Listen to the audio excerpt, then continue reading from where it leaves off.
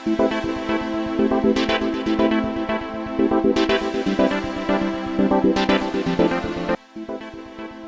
Friends, my name is Aman Kumar Singh और आप हैं अपने यूट्यूब चैनल मास्टर्स फिजिक्स पर।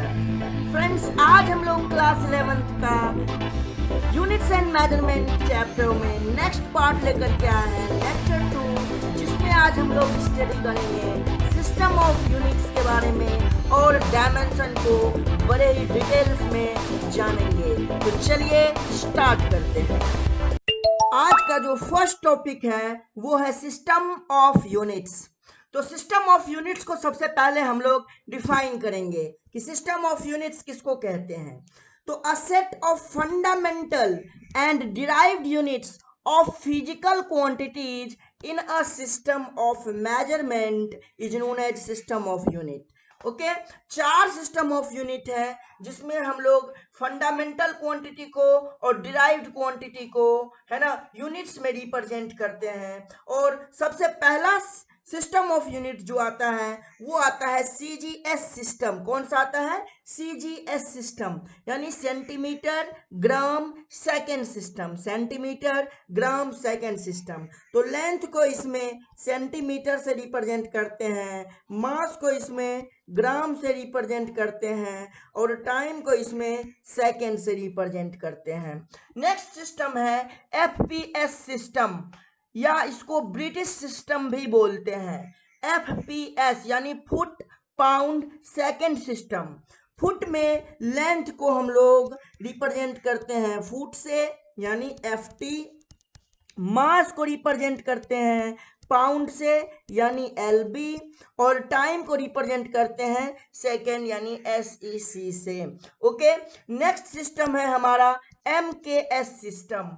एमकेएस सिस्टम में यानी कि हुआ metre kilogram second system. Length को तो रिप्रेजेंट करते हैं मीटर से, मास को रिप्रेजेंट करते हैं किलोग्राम से और टाइम को रिप्रेजेंट करते हैं सेकेंड से या एस से। एसआई सिस्टम को हम लोग इंटरनेशनल सिस्टम बोलते हैं और हमारे कंट्री में एसआई सिस्टम को ही फॉलो किया जाता है। कोई भी यूनिट्स को रिप्रेजेंट, फिजिकल क्वांटिटी के यूनिट्स को रिप्रेजेंट करने के लिए।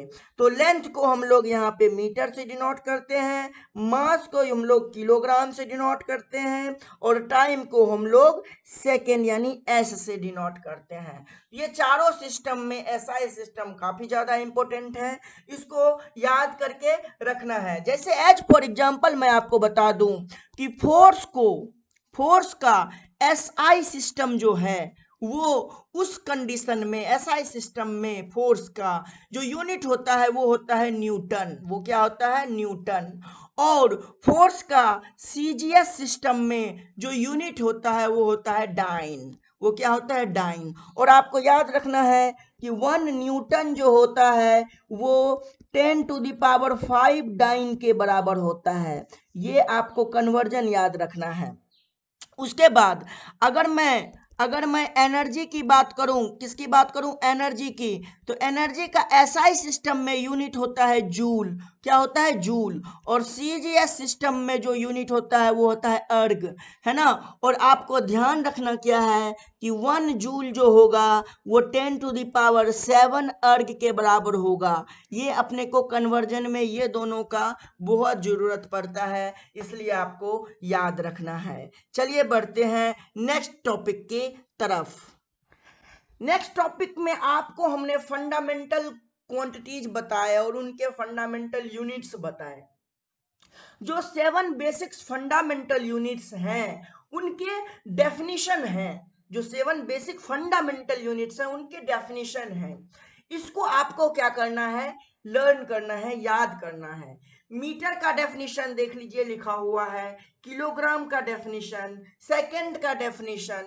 तो इसको एज ए स्क्रीनशॉट लिख लीजिए अपने कॉपी पे और इसको याद करना है, आपको रिमेंबर करना है। ध्यान रखिए ये एक स्टैंडर्ड डेफिनेशन है। इसका डेफिनेशन किसी भी फैकल्टीज के द्वारा या किसी भी बुक में डिफर नहीं करना चाहिए, इसलिए आपको एज इट इज ये याद करना पड़ेगा। तो ये 3 फंडामेंटल यूनिट्स का डेफिनेशन है। नेक्स्ट 4 ये रहा। तो ये 7 फंडामेंटल यूनिट्स जो हैं, ये इसके डेफिनेशन आपको याद करने हैं, एज इट इज याद करने हैं, आपको इस चीज का ध्यान रखना है। तो ये पूरा का पूरा ये जो ये जो टॉपिक हुआ हमारा, ये पूरा का पूरा लर्निंग पार्ट हो गया। इसमें अंडरस्टैंडिंग लाइक कुछ भी नहीं है, आपको याद करना है, चाहे कोई भी स्टूडेंट हो उसको ये लर्न करना ही पड़ेगा अगर उसको इसके बारे में इंफॉर्मेशन चाहिए तो। चलिए बढ़ते हैं नेक्स्ट टॉपिक की तरफ। नेक्स्ट टॉपिक है calculate the length of an arc of radius 60 centimetre with subtense at an angle of π/6 at the centre. यानी कह रहा है π/6 सेंटर पे बनाता हो। तो मान लीजिए इस तरह से हमारे पास सिस्टम है और यहाँ से हमें ये हमारा रेडियस है, ये रेडियस दे रखा है हमें कितना 60 सेंटीमीटर, और हमें आर्क पूछ रहा है कि ये वाला लेंथ कितना होगा, ये वाला लेंथ कितना होगा हमसे पूछ रहा है। अगर ये वाला थीटा हमें सेंटर पे क्या दे रखा हो π/6 है ना, रेडियन थीटा है। तो हम लोग जानते हैं कि थीटा को क्या लिखते हैं हम लोग L/R रेडियन। प्लेन एंगल में थीटा को क्या लिखते हैं L/R रेडियन। तो अगर मुझे L कैलकुलेट करना है तो L को लिखेंगे थीटा इंटू R। थीटा कितना है π/6 रेडियन और R है 60 सेंटीमीटर। 6 से ये 10 बार में कैंसिल हो जाएगा, यानी 10 पाई सेंटीमीटर आपका आंसर हो गया। This is the arc of a length. आपको ये चीज बहुत अच्छी तरह से समझ में आया होगा। चलिए बढ़ते हैं नेक्स्ट क्वेश्चन की तरफ। नेक्स्ट क्वेश्चन सॉलिड एंगल से रिलेटेड है। देखिए यहाँ पे सॉलिड एंगल लिखा हुआ है। सॉलिड एंगल में सबटेंड कर रहा है at the periphery of an area 16 centimetre of डीए दे रखा है 16 सेंटीमीटर स्क्वायर, और डिस्टेंस दे रखा है कितना, डिस्टेंस दे रखा है 4 सेंटीमीटर फ्रॉम द सेंटर। आपसे सॉलिड एंगल पूछ रहा है, सॉलिड एंगल आपसे पूछ रहा है सॉलिड एंगल बताइए। तो मैंने सॉलिड एंगल का फॉर्मूला आपको लिखाया हुआ है DA/R²। प्रीवियस लेक्चर आप जाइए, प्रीवियस लेक्चर में बढ़िया से बताया हुआ है सॉलिड एंगल और प्लेन एंगल को कैसे डिफाइन करते हैं। आप प्रीवियस लेक्चर में जाइए, वहां पे इसको बढ़िया से समझ सकते हैं। ठीक है, तो ये हमने फॉर्मूला वहां पे बताया हुआ है। सॉलिड एंगल का जो यूनिट होता है, कोई बता दो क्या लिखते हैं सॉलिड एंगल का यूनिट, ST रेडियन है ना। तो DA कितना दे रखा है 16 सेंटीमीटर स्क्वायर, और रेडियस कितना है हमारा 4 का यहाँ पे लिखेंगे स्क्वायर, ये भी 16 ये भी 16, दोनों कैंसिल हो जाएगा, तो ये हो जाएगा 1 ST रेडियन, 1 ST रेडियन। ये आपका सॉलिड एंगल का मैग्नीट्यूड हो गया। चलिए बढ़ते हैं हम लोग नेक्स्ट टॉपिक की तरफ। नेक्स्ट टॉपिक जो है वो डायमेंशन है। देखिए ये बहुत ही इंपॉर्टेंट टॉपिक है, इससे रिलेटेड कई सारी चीजों को हम लोगों को पढ़ने का भी मौका मिलने वाला है। तो डायमेंशन के बारे में जानते हैं। डायमेंशन क्या होता है, किसी भी फिजिकल क्वांटिटी को रिप्रेजेंट करने के लिए, किसी भी फिजिकल क्वांटिटी को रिप्रेजेंट करने के लिए फंडामेंटल क्वांटिटीज के ऊपर जो पावर चढ़ाए जाते हैं, जो पावर दिए जाते हैं, that is simply called dimension, that is simply called dimension. जैसे कि मुझे फोर्स को रिप्रेजेंट करना है, किसको रिप्रेजेंट करना है, फोर्स को। तो फोर्स को रिप्रेजेंट करने के लिए मैंने MLT-2 ये फोर्स का डायमेंशन है। अब देखिए फोर्स एक फिजिकल क्वांटिटी है, इस फिजिकल क्वांटिटी को रिप्रेजेंट करने के लिए जो इन फंडामेंटल क्वांटिटी का हेल्प लिया गया और इनके ऊपर जो पावर दिया गया, this is simply called dimension, this is simply called dimension. तो मास के ऊपर 1 पावर है, लेंथ के ऊपर भी 1 पावर है, और टाइम के ऊपर माइनस में 2 है, टाइम के ऊपर माइनस में 2 है। तो ये हमारा डायमेंशन हो गया।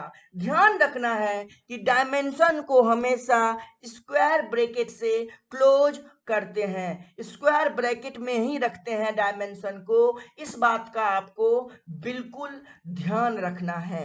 ओके, फिर आता है हमारा डायमेंशनल फॉर्मूला। देखिए ये है हमारा dimensional formula, the expression which shows that which of the fundamental quantities and with what power enters into the derived unit of a physical quantity is known as the dimensional formula of that physical quantity। किसी भी physical quantity के dimensional formula को बताने के लिए हमें उसके fundamental quantity के ऊपर क्या हमने पावर चढ़ाया है ना, उससे रिप्रेजेंट करने के तरीके को हम लोग डायमेंशनल फॉर्मूला बोलते हैं। यहाँ पे आप ये कह सकते हैं कि फोर्स का डायमेंशनल फॉर्मूला जो है वो m1L1T⁻²है। ओके, चलिए बढ़ते हैं हम लोग नेक्स्ट टॉपिक की तरफ। नेक्स्ट हम लोग कुछ फिजिकल क्वांटिटी का डायमेंशन निकालने के लिए सीखेंगे। तो सबसे मैं बेसिक से स्टार्ट कर रहा हूं। सबसे बेसिक मैं लेता हूं एरिया। सबसे बेसिक जो है वो मैं ले रहा हूं एरिया। एरिया को हम लोग क्या लिखते हैं? एरिया को लिखते हैं लेंथ इनटू विड्थ, यही लिखते हैं हम लोग, है ना। लेंथ का डायमेंशन क्या लिखेंगे आप? एल लिखेंगे। लेंथ का डायमेंशन क्या लिखेंगे? एल लिखेंगे। मल्टीप्लाई बाय विड्थ, विड्थ को भी डिस्टेंस में ही मेजर करते हैं तो विड्थ को भी हम लोग एल ही लिखेंगे। तो ये हमारा क्या हो जाएगा? एल का 2। अब इसको डायमेंशनल फॉर्म में रिप्रेजेंट करेंगे। अब बताइए एरिया में मास होता है क्या? नहीं होता, तो एम पे आएगा 0, एल पे आएगा 2 और टाइम भी नहीं है तो टी पे भी आएगा 0। जो नहीं है प्रेजेंट, है ना, उसके ऊपर आप पावर में 0 रखेंगे, जिसके उसके आप पावर में क्या रखेंगे? 0 रखेंगे। चलिए नेक्स्ट चलते हैं हम लोग। नेक्स्ट जो है हमारा है वो है डेंसिटी। नेक्स्ट जो है हमारा वो है डेंसिटी। डेंसिटी को हम लोग क्या लिखते हैं? डेंसिटी को लिखते हैं हम लोग मास अपॉन में वॉल्यूम। मास अपॉन में वॉल्यूम। अब मास को तो आप डायरेक्टली m लिख सकते हैं और वॉल्यूम को क्या लिख सकते हैं? आप जल्दी से बता दीजिए। वॉल्यूम को क्या लिख सकते हैं? वॉल्यूम को आप लिख सकते हैं एरिया मल्टीप्लाई बाय लेंथ। हाँ या ना बोलिए। तो एरिया मल्टीप्लाई बाय लेंथ। अब ऊपर मास को तो m लिखिए, एरिया को अभी आपने निकाला है, क्या निकाला है? L2, और लेंथ को क्या लिखेंगे आप? L लिखेंगे। अब ये क्या हो जाएगा आपके लिए? m अपॉन में L का 3 हो जाएगा। अब क्या करेंगे? L को ऊपर लेकर के जाएंगे तो m का पावर 1 बचा, L का पावर -3 हो जाएगा और t का पावर 0 रह जाएगा। तो ये हमारा डायमेंशनल फॉर्मूला हो गया किसका? बता दीजिए किसका? डेंसिटी का। नेक्स्ट हम लोग ले सकते हैं लीनियर डेंसिटी। नेक्स्ट हम लोग ले सकते हैं लीनियर डेंसिटी। लीनियर डेंसिटी किसको बोलते हैं? लीनियर डेंसिटी के बारे में जानना है तो लीनियर डेंसिटी हम लोग किसको बोलते हैं? लीनियर डेंसिटी कहने का मतलब होता है मास per unit length. Linear density कहने का क्या मतलब होता है? मास पर यूनिट लेंथ। बहुत जगह यूज करने वाले हैं हम लोग मैकेनिक्स में इस टर्म को। तो मास को हम लोग लिखेंगे m और लेंथ को लिखेंगे हम लोग l। तो ये हो जाएगा l ऊपर जाएगा तो m का पावर 1, l का पावर -1 और t नहीं है तो t का पावर 0। ये हो गया आपका लीनियर डेंसिटी का। उसके बाद हम लोग नेक्स्ट चलते हैं। नेक्स्ट हम लोग बात करते हैं स्पीड का। नेक्स्ट हम लोग बात करते हैं स्पीड का। स्पीड के लिए हम लोग क्या लिख सकते हैं? स्पीड को हम लोग क्या लिखते हैं?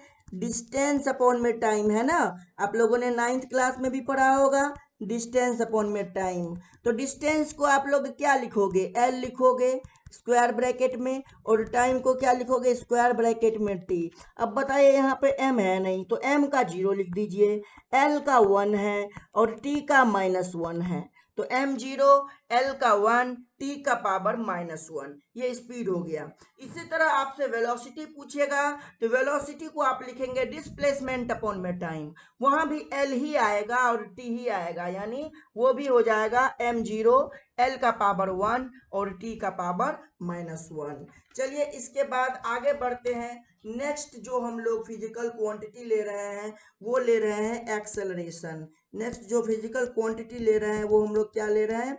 एक्सेलरेशन। एक्सेलरेशन को हम लोग क्या लिखते हैं? एक्सेलरेशन को लिखते हैं वेलोसिटी अपॉन में टाइम। वेलोसिटी अपॉन में टाइम। और वेलोसिटी को क्या लिखते हैं हम लोग? वेलोसिटी को लिखते हैं डिस्प्लेसमेंट। डिस्टेंस नहीं बेटा, डिस्प्लेसमेंट। डिस्प्लेसमेंट अपॉन में टाइम।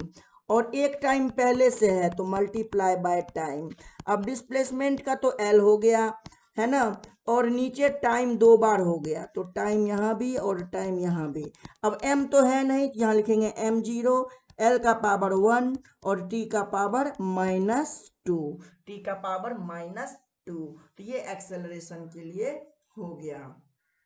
एक्सेलरेशन के बाद हम लोग अब आ जाते हैं फोर्स पे। किसके आ जाते हैं? फोर्स पे। तो फोर्स को हम लोग क्या लिख सकते हैं?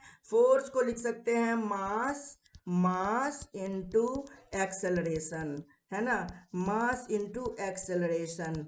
अब मास का तो मैं डायरेक्ट m लिख रहा हूं और एक्सेलरेशन का मैं अभी निकाला हूं कितना, m0, L1 और t का -2। अब कितना हो गया ये टोटल? m यहाँ पे 0 है, यहाँ पे 1, यानी m1 हो गया, l का पावर 1 हो गया और t का पावर -2 हो गया। तो ये हमारा फोर्स का निकल गया डायमेंशन। फोर्स के बाद मैं बात करूंगा वर्क के बारे में। किसके बारे में? वर्क के बारे में। वर्क को हम लोग कैसे लिखते हैं? वर्क को लिखते हैं फोर्स इनटू डिस्प्लेसमेंट।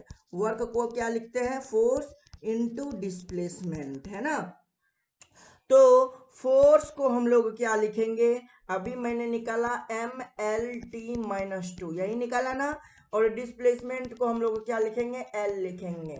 आपको याद भी रखना होगा, इस बात का ध्यान रखना है। तो ये हो जाएगा ML2T-2, वर्क का ये हो जाएगा।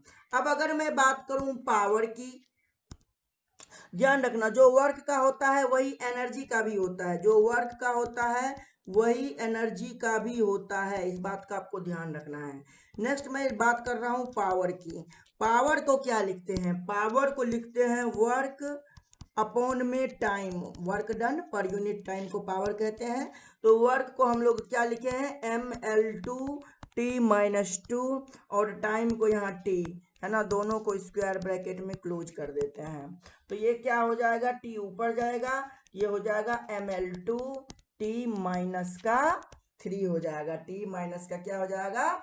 3 हो जाएगा। चलिए अब आगे बढ़ते हैं काइनेटिक एनर्जी को। किसकी बारे में बात कर रहे हैं? काइनेटिक एनर्जी, यानी एनर्जी ही है, ध्यान रखिए, एनर्जी ही है, कोई सा भी एनर्जी हो, होना तो यही है, होना यही है, ML2T-2। तो काइनेटिक एनर्जी, चलिए इसके फॉर्मूला से चल लेते हैं। काइनेटिक एनर्जी को हम लोग क्या लिखते हैं? Half mv²। अब ये हाफ का कोई भी डायमेंशन नहीं होगा, m का होगा मास, तो m का मास, और v जो है वो स्पीड है। तो स्पीड का आपने अभी निकाला है, ये देखिए स्पीड का क्या निकाला है? LT-1। तो यहाँ पे लिखिए आप LT-1 और इसका स्क्वायर, तो ये हो जाएगा ML2T-2। देखिए मैच किया कि नहीं किया? देखिए मैच किया कि नहीं किया? ये दोनों मैच किया ना। तो ये हो गया हमारा किसका? काइनेटिक एनर्जी का। उसके बाद हम लोग बात कर रहे हैं, इसके बाद हम लोग बात कर रहे हैं प्रेशर के बारे में। किसके बारे में? प्रेशर के बारे में। प्रेशर को क्या लिखते हैं? प्रेशर को हम लोग लिखते हैं force per unit area, force per unit area. और फोर्स का भी मैं कैलकुलेट कर दिया हूँ, कितना? MLT-2 और एरिया को क्या? L2। तो ये एक एल को कैंसिल कर देगा, तो क्या हो जाएगा? ML-1 और T का -2, यही हो जाएगा ना, हाँ कि ना। तो ये हो जाएगा हमारा किसका? प्रेशर का। अब अगर मैं बात एंगल की करूं, तो प्लेन एंगल की करूं, तो प्लेन एंगल के केस में प्लेन एंगल को हम लोग क्या लिखे थे? याद है? आर्क अपॉन रेडियस लिखे थे। क्या लिखे थे? आर्क अपॉन में रेडियस। अब आर्क को क्या लिखेंगे आप? आर्क को क्या लिखेंगे बताइए? वो भी लेंथ का ही है मेजरमेंट, और रेडियस को भी एल। एल और एल एक दूसरे से कैंसिल हो जाएगा, कुछ बचा इसके पास? नहीं बचा। इसको लिखेंगे m0 l0 t0, और ये सही मायनों में क्या है? Dimension less. सभी मायनों में ये क्या है? Dimension less. लेकिन इसका यूनिट होता है, यूनिट क्या होता है प्लेन एंगल का? रेडियन। यानी जरूरी नहीं है कि डायमेंशन लेस हो कोई फिजिकल क्वांटिटी तो उसका यूनिट नहीं होगा, उसका भी यूनिट हो सकता है डायमेंशन लेस होने के बाद भी, और नहीं भी हो सकता है। नहीं के केस में क्या है? नहीं के केस में है जैसे स्ट्रेन, स्ट्रेन को क्या लिखते हैं, स्ट्रेन को लिखते हैं हम लोग change in length, change in length upon में natural length, change in length upon में नेचुरल लेंथ। तो चेंज इन लेंथ को हम लोग डेल्टा एल अपॉन में एल, अब इसको भी कैपिटल एल लिखेंगे डायमेंशन में और इसको भी कैपिटल एल लिखेंगे, ये दोनों कैंसिल हो जाएगा, इसका डायमेंशन भी नहीं होता m0 l0 t0, यानी ये डायमेंशन लेस भी है, ये क्या है डायमेंशन लेस भी है और यूनिट लेस भी है, और क्या है ये यूनिट लेस भी है ना। तो ये यूनिट लेस भी, इसका कोई भी यूनिट नहीं होता, ध्यान रखना है आपको, इसका कोई भी यूनिट नहीं होता, आपको ये सारी चीजें याद रखनी होंगी, है कि नहीं। इसमें से मैं कुछ इंपॉर्टेंट करा रहा हूं, बाकी का मैं लिस्ट दे दूंगा आपको, वो आपको याद करना है। Surface tension, surface tension, surface tension किसको बोलते हैं, सरफेस टेंशन कहने का मतलब होता है force per unit length, force per unit length. अब फोर्स का हमने क्या निकाला हुआ है mlt-2, और यहाँ लेंथ को हम लोग l लिखेंगे, ये क्या हो जाएगा l और l कैंसिल हो जाएगा, ये हो जाएगा m1 l का पावर 0 और t का पावर -2, है ना, t का पावर -2। तो इस तरह से सरफेस टेंशन का डायमेंशन निकल गया। अब अगर मुझे एंगुलर वेलोसिटी का निकालना हो, एंगुलर वेलोसिटी का निकालना हो तो कैसे निकालेंगे, है ना, एंगुलर वेलोसिटी का निकालना हो तो कैसे निकालेंगे, तो एंगुलर वेलोसिटी को क्या लिखते हैं, एंगुलर वेलोसिटी को लिखते हैं प्लेन एंगल अपॉन में टाइम, प्लेन एंगल अपॉन में टाइम। अब आपको पता है प्लेन एंगल का कोई भी डायमेंशन नहीं था, तो ऊपर में तो हो जाएगा m0 l0 t0 और नीचे में हो जाएगा टाइम का t, तो ये क्या हो जाएगा फाइनली, ये फाइनली हो जाएगा m0 l0 t का पावर -1, या आप सिंपली इसको t का पावर -1 भी लिख सकते हैं। जीरो वाले टर्म को बार बार लिखने की जरूरत नहीं होती है, ये हमारे अंडरस्टैंडिंग के लिए है। चलिए अब जो है हमारा नेक्स्ट वो है हमारा coefficient of viscosity, coefficient of viscosity, है ना। तो कोफिशिएंट ऑफ विस्कोसिटी को कैसे लिखते हैं, पहले हम लोग इसका फॉर्मूला देख लेते हैं। फॉर्मूला होता है force per unit area upon velocity upon में डिस्टेंस, है ना। अब फोर्स को हम लोग क्या लिखेंगे बताइए, mlt-2 और एरिया को L2, है ना। और उसके बाद आप बताइए वेलोसिटी को क्या लिखेंगे lt-1 अपॉन में डिस्टेंस को L। अब जो जो कैंसिल हो रहा है उसको काट दीजिए, आसान हो जाएगा हमारे लिए, L से L खत्म हो जाएगा और एक L से ये यहाँ का भी L चला जाएगा, तो ऊपर में क्या आ गया m l -1 t-2 और नीचे क्या बचा t-1, t-1 ऊपर जाएगा +1 हो जाएगा, ये हो जाएगा ml-1 t-1, ये आपको याद रखना है, ये आपको क्या करना है याद रखना है ml-1 t-1। ओके, ये कुछ इंपोर्टेंट लिस्ट है जो आपको क्या करना है याद करना है, अपने कॉपी पे लिख लेना है पहले और फिर उसको याद करना है, फिर उसको क्या करना है याद करना है, आपके लिए बहुत ही इंपॉर्टेंट है। आप इसका स्क्रीनशॉट ले लीजिए और अपने कॉपी पे उतार लीजिए और फिर उसको लर्न करिए। आप चाहें तो इस फॉर्मूले को बना भी सकते हैं, प्रैक्टिस भी कर सकते हैं, जैसे अभी मैं कुछ फिजिकल क्वांटिटीज को एक्सप्लेन किया हूं। चलिए और भी है आपके लिए, तो आप इनको भी क्या करिए, इनको भी आप ध्यान रखिए, इनको भी आप उतार लीजिए अपने कॉपी में, और जैसे जैसे जो भी चैप्टर आता जाएगा उस चैप्टर में जो भी फिजिकल क्वांटिटी होगा मैं वहां पे सेपरेट आपको डायमेंशन कैलकुलेट करने के लिए सिखाऊंगा। तो परेशान मत होइए, कई सारे ऐसे टर्म हैं जो यहाँ पे आपको 11th में समझ में नहीं आएंगे, क्योंकि कुछ फिजिकल क्वांटिटीज क्लास 12 से भी रिलेटेड है और वो आपको क्लास 12th में पढ़नी है। फिर भी आपको क्लास 11th के एग्जामिनेशन में आपसे पूछा जा सकता है, इसलिए इस समय आपको वो फॉर्मूले याद करने बहुत जरूरी हैं, ठीक है। तो इस तरह से मैंने 3 सेट दे रखा है आपको फॉर्मूले का, है ना। उस फॉर्मूले को आपको क्या करना है, ध्यान रखना है। अब जो है आपको मैं कन्वर्ट करने के लिए दे रहा हूं नेक्स्ट सवाल में, कन्वर्ट 100 जूल्स टू अर्ग using dimensional analysis. Dimensional analysis से 100 जूल को अर्ग में कन्वर्ट करना है। किस में कन्वर्ट करना है, 100 जूल को अर्ग में कन्वर्ट करना है। अब बताइए जूल कौन सा सिस्टम है, जूल है एनर्जी का एसआई यूनिट, और अर्ग जो है वो कौन सा यूनिट है, कौन सा यूनिट है, जल्दी बताइए। सीजीएस यूनिट है। कौन सा यूनिट है, सीजीएस यूनिट है। तो इसको कन्वर्ट करना है। अब हम लोग कन्वर्ट करेंगे, है कि नहीं, कन्वर्ट करते हैं। तो हम लोगों ने एक फॉर्मूला पढ़ा था डायमेंशन के लिए कि N1U1 इक्वल्स टू N2U2, है ना। N1U1 equals to N2U2। सबसे पहले हमें ये देखना है कि ये कौन सा फिजिकल क्वांटिटी है। ये है फिजिकल क्वांटिटी एनर्जी, और एनर्जी का आप इधर डायमेंशन लिख दीजिए। तो एनर्जी का डायमेंशन लिखेंगे आप mL2T-2। अब आपको N2 कैलकुलेट करना है, यानी नंबर्स कैलकुलेट करना है। यहाँ पे जूल में तो 100 है, अर्ग में कितना होगा वो कैलकुलेट करना है। तो N2 को आप क्या लिखेंगे, N2 को लिखेंगे N1, है ना, U1 अपॉन में U2, जहां पे U किसको रिप्रेजेंट करता है, U यूनिट को रिप्रेजेंट करता है। U किसको रिप्रेजेंट करता है, यूनिट को।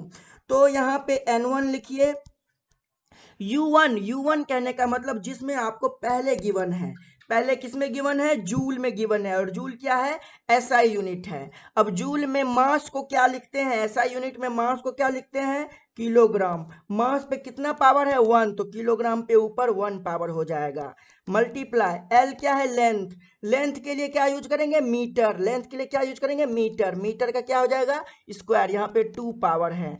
और टाइम के लिए क्या यूज करेंगे, सेकेंड। तो सेकेंड के ऊपर यहाँ -2 हो जाएगा। ये U1 हो गया, यानी जूल का हो गया। अब अर्ग में, अर्ग में क्या होता है, अर्ग में मास को किस में रिप्रेजेंट करते हैं, ग्राम में। तो और मास के ऊपर कितना पावर है, 1, तो यहाँ पे 1 हो जाएगा। लेंथ को किस में रिप्रेजेंट करते हैं, सेंटीमीटर में। यहाँ पे पावर कितना हो जाएगा, 2, और टाइम का क्या हो जाएगा, सेकेंड। सेकेंड में क्या हो जाएगा, -2। तो यहाँ पे अब आप क्या करेंगे, N1 कितना दे रखा था, N1 दे रखा था 100, तो यहाँ 100 लिख दीजिए। किलोग्राम को ग्राम में चेंज करिए, 1000 हो जाएगा ग्राम, अपॉन में ग्राम, है ना। मीटर को सेंटीमीटर में चेंज करिए, 1 मीटर 100 सेंटीमीटर होता है, अपॉन में यहाँ पे सेंटीमीटर, दोनों पे स्क्वायर, और यहाँ पे सेकेंड, अपॉन में 1 सेकेंड, अपॉन में 1 सेकेंड, दोनों पे पावर -2। सेंटीमीटर से सेंटीमीटर खत्म, सेकेंड से सेकेंड खत्म, ग्राम से ग्राम खत्म। देखिए कितना हुआ, 100 हुआ, यहाँ हुआ 1000, और यहाँ हो गया 100 का स्क्वायर, यानी 102 बार, यानी 3 2 5 2 7 2 9, यानी ये कितना हो गया, 10⁹ क्या लिखेंगे, अर्ग, है ना। तो ये आप कंप्लीटली कन्वर्ट कर लिए किसमें, अर्ग में, यानी सीजीएस यूनिट में। कि ये कौन सा यूनिट है, ये सीजीएस यूनिट है। एनर्जी का कौन सा यूनिट है, सीजीएस यूनिट है। तो एनर्जी कितना हो गया इस सिस्टम में, सीजीएस सिस्टम में एनर्जी कितना हो गया, 10⁹ अर्ग। और एसआई सिस्टम में कितना था, 100 जूल।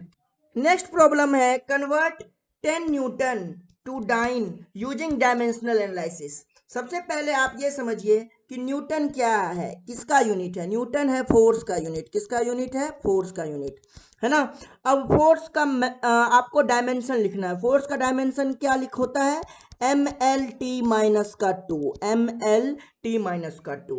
इसमें आपको न्यूमेरिकल वैल्यू दे रखा है 10। एसआई यूनिट में न्यूटन जो है ये एसआई यूनिट है, इसमें न्यूमेरिकल वैल्यू दे रखा है 10। इसके न्यूमेरिकल वैल्यू को कन्वर्ट करना है सीजीएस यूनिट में, क्या होगा। तो कन्वर्जन के लिए आप जानते हैं कि क्या लिखते हैं, N1U1 इक्वल्स टू N2U2, है कि नहीं। आपको N2 फाइंड आउट करना है न्यूमेरिकल वैल्यू। तो आप क्या लिखेंगे, N1U1 अपॉन में U2, यही लिखेंगे। सिंपली आप लिखते चले जाइए, N1 को N1 लिखिए, U1 को क्या लिखेंगे, यहाँ पे M है तो यहाँ पे लिखेंगे M1, दूसरे के लिए M2, पावर में क्या होगा 1, L है तो L1 अपॉन में L2, पावर पे क्या होगा 1, यहाँ पे T1 अपॉन में T2 पावर पे क्या होगा -2। ठीक है, प्रीवियस प्रॉब्लम जैसे सॉल्व किया था बस वैसे ही करना है। अब यहाँ पे कितना न्यूटन दे रखा है 10, तो N1 के जगह 10 यूज कर दीजिए। M1 SI यूनिट में क्या लिखेंगे केजी, क्या लिखेंगे केजी, और M2 CGS यूनिट में क्या होगा ग्राम, है ना, ऊपर में आएगा 1। L1 SI यूनिट में क्या होगा मीटर, और CGS यूनिट में क्या होगा सेंटीमीटर, ऊपर में आएगा 1। टाइम का सेकंड SI में भी और CGS में भी सेकंड, ऊपर में पावर में आएगा -2। अब कन्वर्ट कर दीजिए 10 किलोग्राम 1 केजी कितना ग्राम होता है, तो 1000 ग्राम होता है, अपॉन में ग्राम, यहाँ भी ग्राम, यहाँ पे पावर 1। मीटर को क्या लिखेंगे 100 सेंटीमीटर, अपॉन में यहाँ पे सेंटीमीटर, यहाँ पे भी पावर 1, यहाँ पे भी 1 सेकेंड और नीचे भी 1 सेकेंड, और पावर में -2। ये तो कैंसिल हो गया, सेंटीमीटर सेंटीमीटर से कैंसिल हो गया और ग्राम ग्राम से कैंसिल हो गया।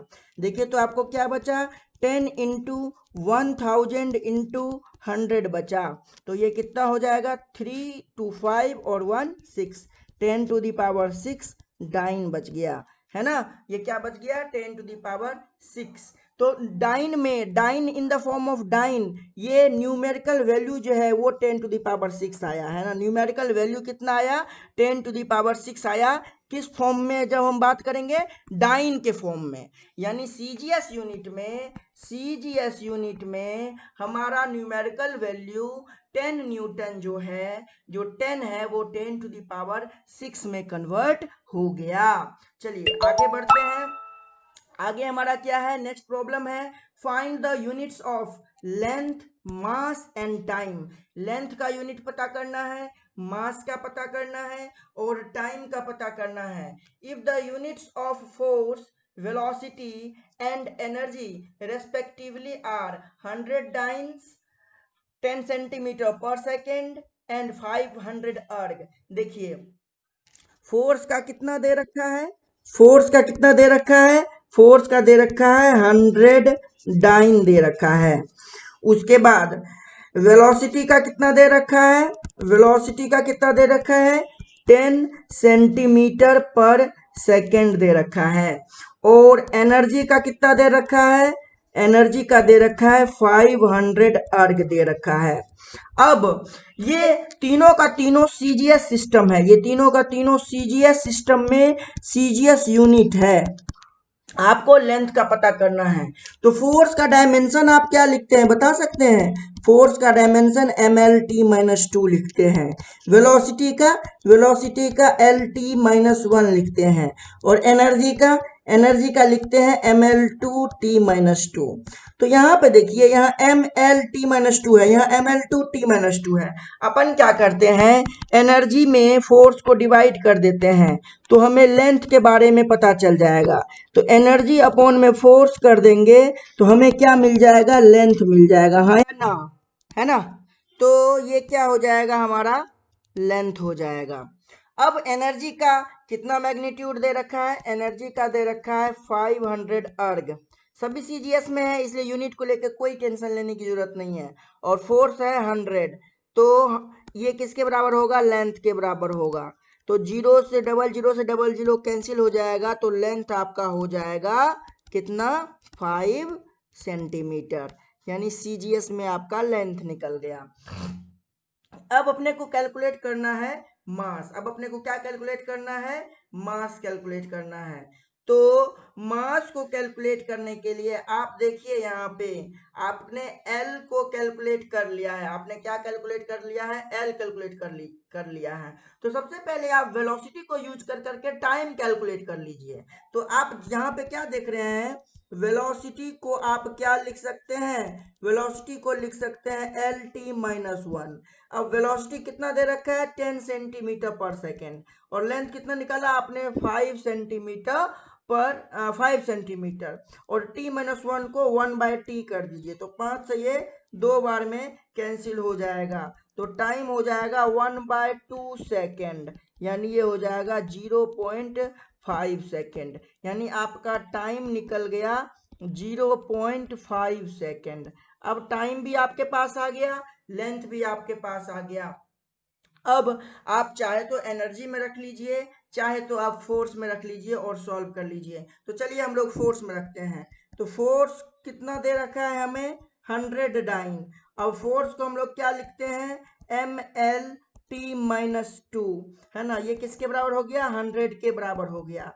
मास कैलकुलेट करना है, L को हम लोग क्या लिखेंगे, 5। तो L को यहाँ 5 और T-2 को नीचे कर देते हैं तो 1/T का पावर 2 हो जाएगा, यानी ये हो जाएगा 0.5 इंटू 0.5 दो बार, है ना, इक्वल्स टू 100।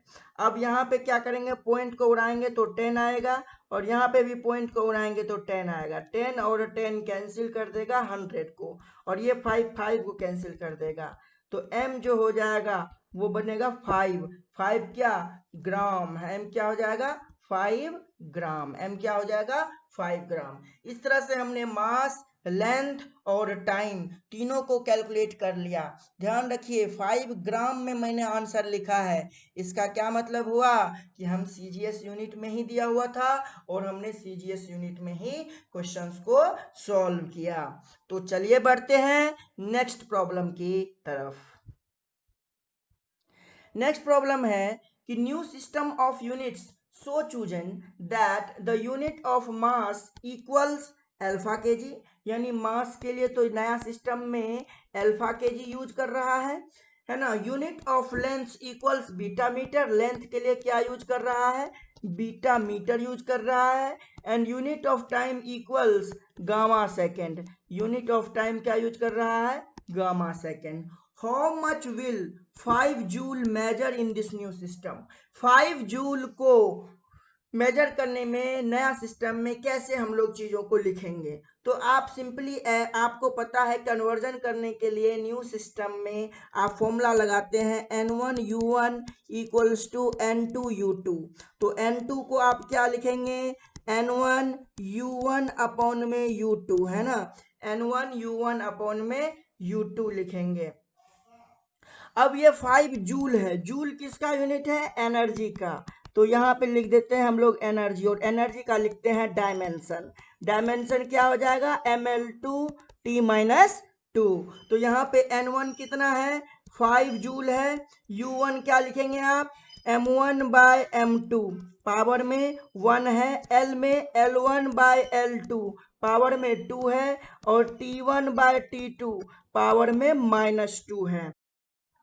तो आप यहाँ पे 5 M1 के जगह पे क्या लिखेंगे, kg, M1 पे जगह पे क्या लिखेंगे, kg। M2 के जगह पे क्या लिखेंगे, अल्फा kg। तो ये हो जाएगा अल्फा kg, यहाँ पे हो गया। L1 के जगह पे लिखेंगे मीटर, है ना, और L2 के जगह पे लिखेंगे बीटा मीटर, इसका लिख देंगे स्क्वायर। T1 के जगह पे लिखेंगे सेकेंड, और T2 के जगह पे लिखेंगे गामा सेकेंड, इसका -2, है ना। अब ये मीटर मीटर से, केजी केजी से, और सेकेंड सेकेंड से खत्म हो जाएगा।